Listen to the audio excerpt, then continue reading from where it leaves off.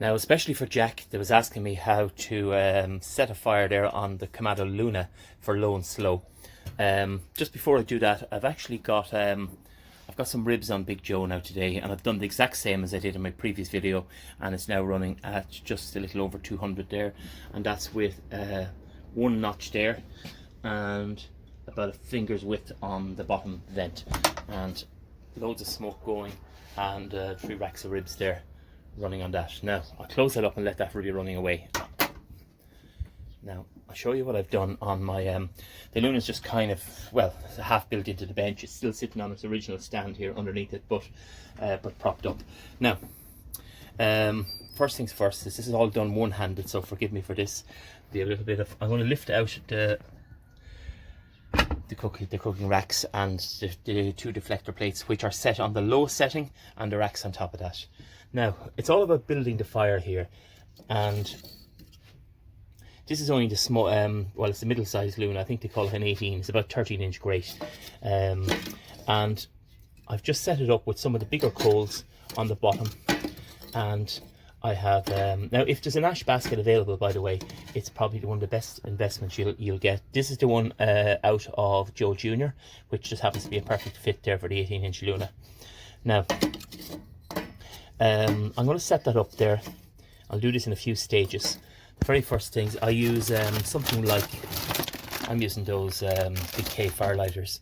1 or 2 of them there is fine. I'll get them lit up, and just lighting in one place. If you were doing a hot and fast cook, you'd be lighting that maybe in 3 places on, and load up the charcoal a lot more. You don't need a huge amount. Like, that'll run for just probably 4 or 5, just 5 or 6 hours probably in that, in what I'm showing you there. Now once they're established, I put some of the smaller pieces here, just kind of in on top, that they'll catch on there first, and the bigger pieces towards the side.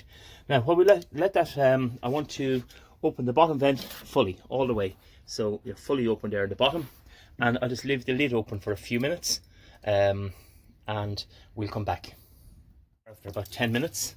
The fire is well lit there, glowing nicely red, and what I want to do now is to add in some smoke wood. I have 2 pieces of oak wood here today, so what I'll do is I'll put the first one, actually I probably should have gloves on for this, it's got quite hot, but what I'll do is I'll grab them with my tongs here, and I'll drop them in. First one I'll put on the fire there, he can light up there now, he'll create smoke straight away, and the second one there I'll add over here, and he'll maybe catch later on during the cook. I like to try and get them underneath if I can, but there's now a perfect place for that, and the rest over there. So I can actually see that starting already. Now what I want to do is to add back in my my deflector plates. Now, as I said, the deflector plates are on the bottom here, and the grates are on top. Now that's just, I can see the smoke starting already from the smoke wood, so I'm going to close that down. What I want to do is I'll open the top vent fully. So that's the top vent all the way open, and the bottom vent at the moment all the way open. So again, I'll come back to that there in a few minutes. At the moment she's reading, there's no heat in that whatsoever, but I also wanted to read on the temperature, but I also wanted to heat soak the dome as well, so I want the dome to feel warm to the touch. In the meanwhile, I'll just check on, well, Joe never moves anyway, that's what he does, but I can feel that good and warm there all the way around as well, so it's that's exactly what you're looking for to achieve, and something around the little over 200.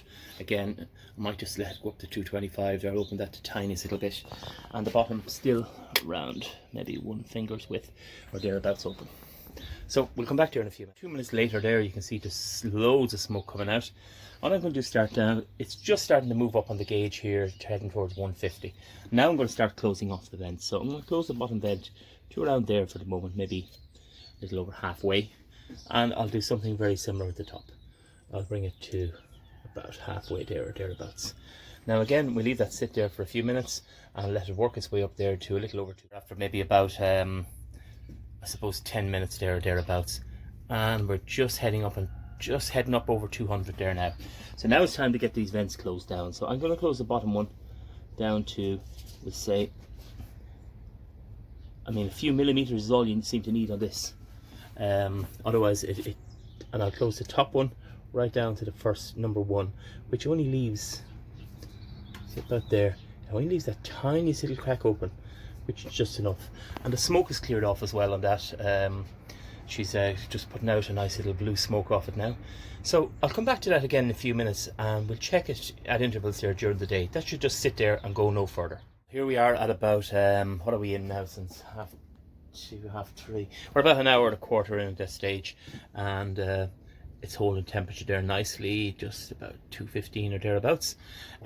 Top vent is open just about 1.5, I suppose, and the bottom vent here is open, I suppose, less than a finger anyway. Maybe my little finger in sideways is about, maybe I'd say 10 mil in total there on that.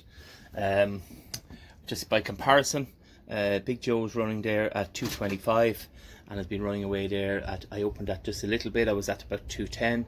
Let's give it a tiny little bit more to bring it to the 225. Bottom vent on that there, little bit further open than on the Luna, but that's holding temperature nicely. I'll come back to it there maybe in a few hours again. That should just sit there for the day.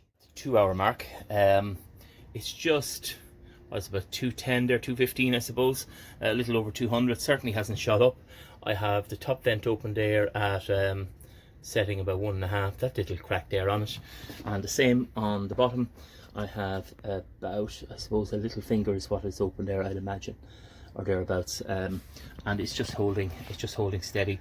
How I know the 2 hours is up is I've been running here on my ribs are just about to wrap there now, and Big Joe is running at about 230 or thereabouts. What is it about? Yeah, about 230 or thereabouts, and they're ready to wrap. Let's have a look, just out of curiosity. I've actually been running this with no food. What a waste.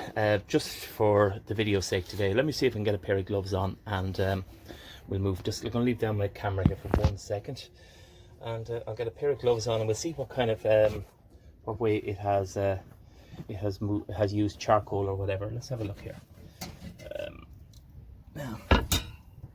Now, as expected there, get off the gloves again.